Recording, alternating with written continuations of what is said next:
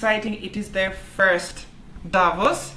So first of all, of course, it is the first Davos, but it's already unusual. You could see this beautiful picture right above us with those beautiful snowy mountains, and this is not the case. Davos is exceptionally taking place in May.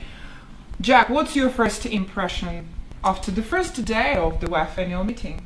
Well, it's been extremely hot, actually. Conversely, it's been very warm. There's been a sort of muggy thing in the air, and everybody's been walking around in their sunglasses rather than their snow jackets, I understand.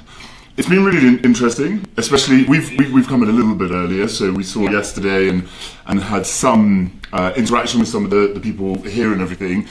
There are a lot of people here and a lot of people that want to talk to everybody. I think that's my impression. People do not come to Davos without an intention of getting their message across. People are walking up to us when we're reporting on the street. They want to talk to me, they want to see who I am, they want to know what's going on. And I've had some really interesting conversations with some very interesting people already. We're going to talk about that. David, how was your first day?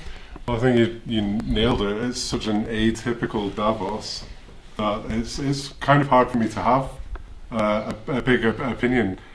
The location of it is what has shocked me the most, how beautiful it is. Obviously you can't see that tonight because it's raining, and the weather's changed so much. I didn't expect to be sunburned and then raining the next minute, you know. So, and exactly what Jack said, seeing how many people are here, I think it's such an unusual setup, being able to walk down the street and world leaders just pass you by as if it's the most natural thing in the world. And I think that for me is, I mean, it won't be unusual for you two because you cover EU summits and... It's different. It's different here though, mate. It really is. Yeah, there's something, you know, specifically in Brussels, that setup of like the EU summits. It's like they're ready, they close the city off. Yeah. We're actually all coming from different places. Jack is based in Brussels, I'm based in Lyon, and David is in Edinburgh. So that's an interesting mix here as well of the impressions that we have. But about the weather and about getting like sunburned actually during the day, that is true. We're going to ask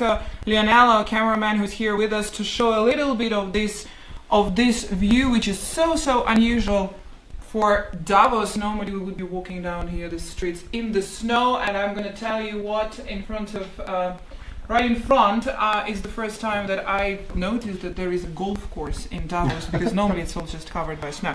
Now, of course, the reason why Davos is taking place exceptionally in May is because of the COVID pandemic. Last time it happened was 2020 in January, right before everything shut down, right before the first wave of the lockdowns. Then it's been postponed a couple of times, didn't happen, and finally it's happening in May. But we are sitting here without masks because also of a very strict health protocol. So you had to get tested, we all had to get tested 72 hours prior to our arrivals. Yeah. Which was also a bit unusual these days. Yeah, exactly. I mean, I've been travelling for work quite a bit actually, and you don't, like, mainly especially in the European Union, in the Schengen area, you're not expected to be tested to travel if you've got a recovery certificate or a full vaccination. So yeah, I mean, I think they're just being very careful. There's obviously always a lot of questions about the World Economic Forum and its sort of place in the world, and I think they just want to make sure that at least on the COVID protocols, there's, you know, whatever people are saying and doing here, they're safe, and they can definitely guarantee that. We all had to do this interesting spit test. The first time I've ever done it was that your first... Well, the first spit test. Yeah, I'm used to the PCR. Yeah, the horrible stick up your nose, but yeah. I think I prefer the stick up the nose. I think so too. I think so too. Yeah. Mm. So because, you know, the WEF team tried to organize this as safe as possible, and they have this, once you take your badge, then you have to activate your badge, and to do that you have to get tested again with a rather unusual test, which is which has nothing to do with what you're used to with the PCR testing and antigenic testing either.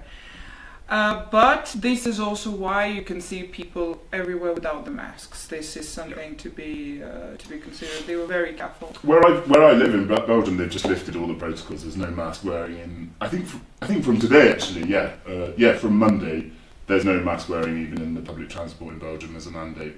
So I think Europe is really moving on. We just have to be very careful here. And how was it in Edinburgh? Do you have the strict health protocol? We did have the strictest in the UK, I think, right. And it's now more advisory. So there's less and less.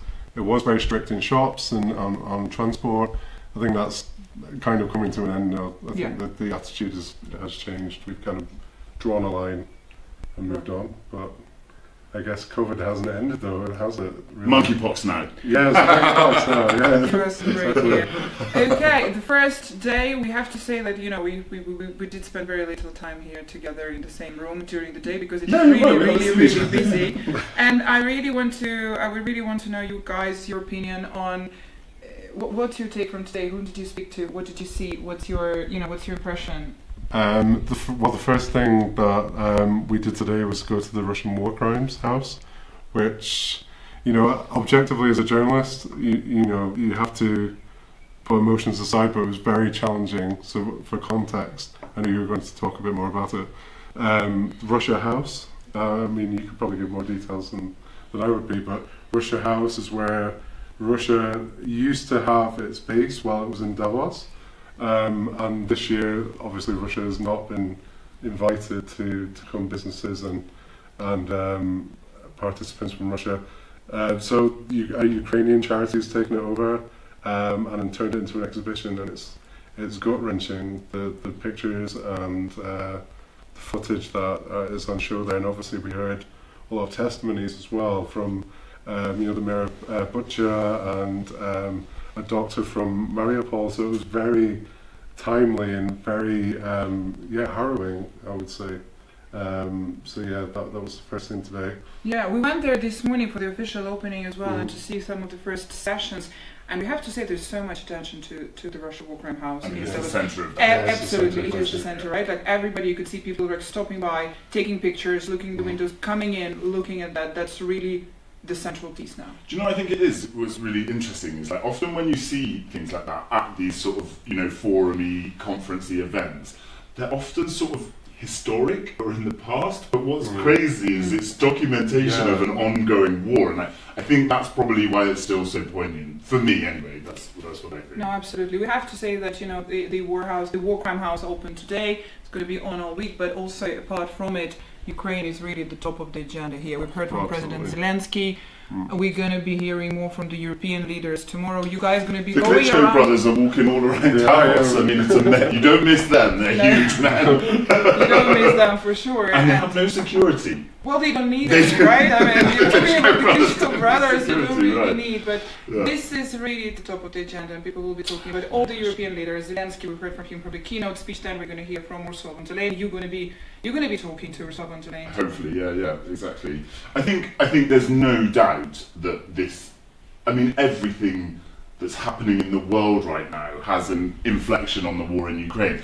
Every energy discussion that any country has, every political discussion, cost of living crises, is all wrapped in on that. Every political thing that's happening on the continent of Europe and more broadly, all sort of has some sort of view to what's going on in Ukraine. And so even if the war were to end today, which unfortunately it doesn't obviously look like it's going to, there's years of fallout from this as well.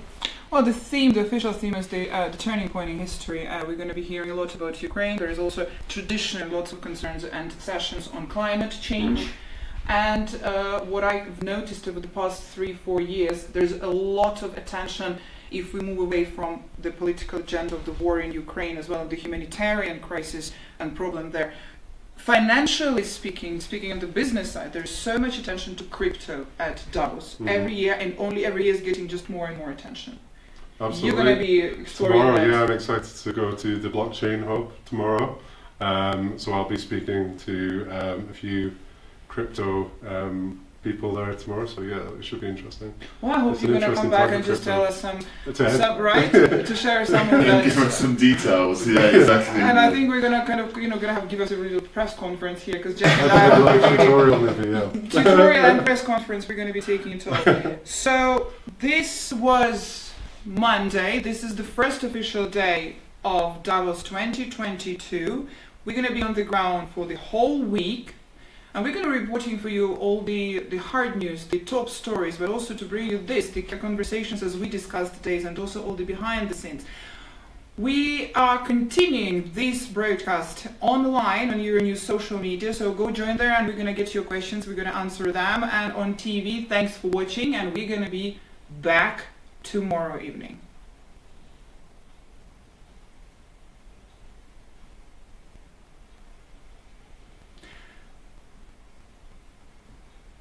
Okay, we are now continuing this online.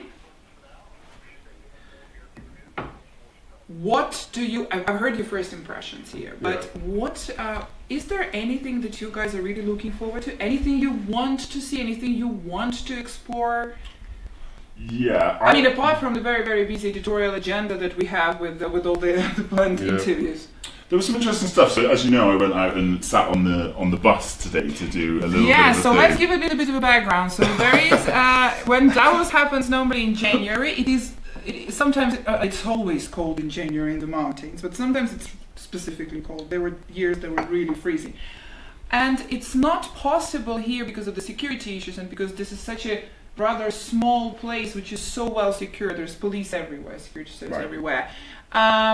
You can't really take your car unless you're head of state or government. So you wouldn't want to. You don't want traffic. to either because it's traffic. But also to move around, you have shuttle buses, and this is a very interesting experience. Everybody takes that bus normally in winter. Apparently, less people. No, it was alright actually. Okay, so Jack got on that bus today. There's one line that's kind of populated. Okay, so you got that around. Yeah. To start with, I was on the wrong bus. Okay. It's interesting, like I'd heard it before I came here, everyone's like all the big conversations happen on the shuttle bus and so I know Euronews in the past has done this Davos bus thing. And as most TV journalists will tell you, these sort of things can be a bit of a groan. Oh yeah. But I actually often quite enjoy doing them. And in the end I met some really interesting people, some AI people and some blockchain, some crypto people who were sort of saying... You should get on the bus next. Stay on the bus and stuff like that. But they were saying that they feel there's two halves to Davos this year. The decentralized businesses and the centralized businesses. And they were sort of suggesting that there's a bit of not a conflict, but a sort of a point of difference and a real sort of different way of thinking between those two business models, and that they were excited to have those kind of conversations. It was really interesting, actually. It is, isn't it? I thought I was going to hate it, and I enjoyed it. No, that's a great experience. Davos bus is really legendary. Everybody gets on that bus, and you never know. And some of the best stories about Davos, some of the legendary stuff, I've actually heard in my life from the drivers, because the people that they've met, like everybody from the big politicians, CEOs, football players, it's just really fascinating. You are following the interaction. What are we getting? No comments so far. If anyone wants to drop a comment into the chat, you can feel free. We can pick up some questions. Obviously, David and I are newbies here. Sasha's more experienced. She can tell you a bit more about Sasha's the content holder. Oh yeah, I've been called the veteran. This moment has arrived in my life. That's it. Okay. No, absolutely. The bus is a very interesting thing. But I have to say that every year there are conversations if Davos is over or not over, if that's something that's a bit of less interest. This year, indeed, we have less people, a little bit. It has to do a lot with the agenda and the timing of it, because May is such a busy time for the events as well, and the summits, the forums. We've just seen big business summits in Brussels as well, so it's a bit different. And Davos started in 1971. And when it's every year ever since in January, of course, people sort of plan things. It's the political agenda that happens. Everyone sort of marks out some time. Klaus Schwab, though, the director of the World Economic Forum, has been quite, I think, clever about this, though, in his sort of branding of this forum. He's like, this is the young leaders thing. We're focusing on the youth. We're not bothered about the big political names this year. We're doing it different this year. And I think, it's good marketing, basically. Absolutely, but you also still have all the politicians. You have all the there are some speakers that are skipping. Who we're really missing this year in Davos would be the US speakers, because this is not the year where we're going to hear President Biden is not around. So we're not going to hear from him, which is really, as they say in France, c'est dommage, because it would be great to have him here. I can tell there's always lots of attention to if the US president is in town, and lots of security too. That's what was it like when Trump was there? That was Trump. Trump was. What was it like when Trump was anywhere? 2018, I think. Donald Trump was in. Oh gosh, I'm afraid of making a mistake, but I think it was 2019. And the funny thing that week was that actually normal Davos week is Monday to Friday, but Friday is a bit of a lighter day. Lots of people are leaving around lunchtime, and Donald Trump confirmed his arrival and his keynote somewhere midweek. and the keynote happened on Friday afternoon. So half of Davos had to change their travel plans, their tickets, to be here because that's an important keynote speaker. That was the year when also Theresa May was here. Right. She was speaking as well during the same week because they crossed at the Congress Center. Yeah, they did. Yeah, but there was so many people, and Greta was there that year. Greta was there. Macron was among the speakers that very year, and he was among the earliest speakers in that week. And I always remember this because I think it was such an interesting bit in his speech when President Macron went on stage to deliver his keynote. He said, it's when you are here in the Swiss mountains in January, it's absolutely gorgeous. Let's admit it. It's just fascinating. Now. It's gorgeous now as well. But he said when you see all this snow, all this, we might not really believe in climate change and global warming, and he said it's good that you did not invite anybody here who does not believe in global warming, and that with the obvious reference to Donald Trump. So that was a funny bit. Yeah. But climate is always very high on the agenda in the environment. Yeah. I was at an evening drink event last night over in Gold's House, as it was called, and there was a lot of discussion about this, about the sort of leaders. It was quite interesting. They were like, yeah, the only G20 leader that's coming is the German Chancellor Olaf Scholz. Yeah. The German Chancellor is a pretty big political position, but I think it's about, there's normally sort of three major world players, and probably there's only one like G20 leader, basically. And also there was a lot of discussions there about the sort of diversion actually of the Ukraine away from perhaps what would ordinarily be talked about climate change. But again, interestingly, when I was on that bus, all these guys and women were going to different side events. There's a lot of discussions that I think are going on that aren't the main thrust, which is the Ukraine discussion, which is obviously important, but there's still a lot of other discussions going on. And also, just to say, one other thing that I find really interesting, I was like, oh, Davos is a bit of a talk shop, whatever, is everybody... These guys, two of them had never been here before. One was for a medical tech company, and another one was for an AI company. And they've been here one day, and I was like, "Is it worth it?" They were like, "Absolutely! I'm meeting everyone I need to meet. I'm doing this is incredible. Yeah. I'm getting everything I need to do." And so that was a real impression that I took away from that. That's certainly, and that's actually a great point. I want to pick it up here because when you said about the healthcare sector with the medical. Healthcare as well. We are still in the, let alone, but we are still like in the whole pandemic. More less so, but still, it's here. You talked to AstraZeneca today. It's Gunnar who heads up AstraZeneca's kind of vaccine unit, and it was fascinating because that, again, you're right. It is a topic today. The future of healthcare. Future-proofing the world against another pandemic. We had an interesting discussion about vaccine equity. What lessons can be learned from the vaccine rollout over the last 2 years and how it can be improved, because it wasn't exactly smooth sailing. I'm fascinated to hear this interview. To be honest, with AstraZeneca, they had a torrid time even getting a vaccine to the market. The story, with AstraZeneca, everything that happened, COVID is not going away. It's in the background. There are quite a few vaccine producers, speakers here at Davos, right? Yes, Pfizer's here, AstraZeneca's here. I can't remember off the top of my head who else is. Also, interestingly, Moderna, I understand the Davos deal, it was in Davos, or some sort of thing to do with the Economic Forum that got them the funding to get the vaccine on the way. Yeah, this is the platform to do these things. It's about this point where everybody meets with politicians and business as well, and again, it's all in the same place. So this is where it is great networking as well. Obviously, it's the one we report work, but it's also the platform to discuss things and make decisions. And people come. The thing with a thing like this is people.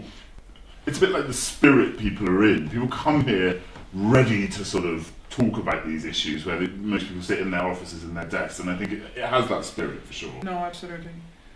Well, you're looking forward to tomorrow? Yes. Yeah. We're gonna have another busy day. We're not gonna tease. We're gonna tease a little, just a little bit. I'm nervous. I know you are. That's why I'm doing that. We're all chasing our big interviews. We Some are. are confirmed and some are confirmed. That's what we're gonna say, and then you're gonna see. To stay tuned. You're gonna see more. You're gonna see more tomorrow there, and. I will be moderating one of the sessions tomorrow at the World Economic Forum in the Congress Center, when we're going to be, of course, also talking about Ukraine and the crisis, the consequences of the war as the crisis for Europe and the world as well. And David will be exploring crypto tomorrow. I will, yeah. I'll report back tomorrow. Well, you know what, let's do this. First you report to Jack and myself. And then you report to the viewers as well, and then we discuss it to the after hours. I'd like to make a plea to our viewers as well. I'm sort of roving around. Shall I stop him now? Or? No. If anybody has anything interesting that they know that's going on at the forum, if you're here and you want to speak to me or to the other guys, follow us online. Send me a message. My DMs are open on Twitter, for instance. If there's interesting stuff going on, I want to hear about it. So feel free to get in contact with us. We're all ears. We're all eyes on everything that's trying to go on. So. And we're going to be here every day. Yeah, we're going to be here every day. You can catch us on TV, online, on social media, just everywhere. Just text.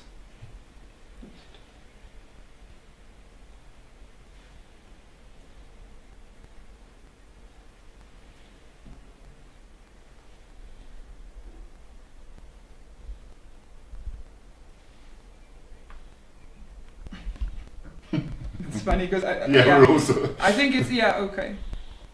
Well, sorry about that awkward pause if you still wish that. We thought it was cut, but apologies for that. Yeah. That happens. This is live. It happens, The feed is still up. I think it's not, but who knows? Well, you never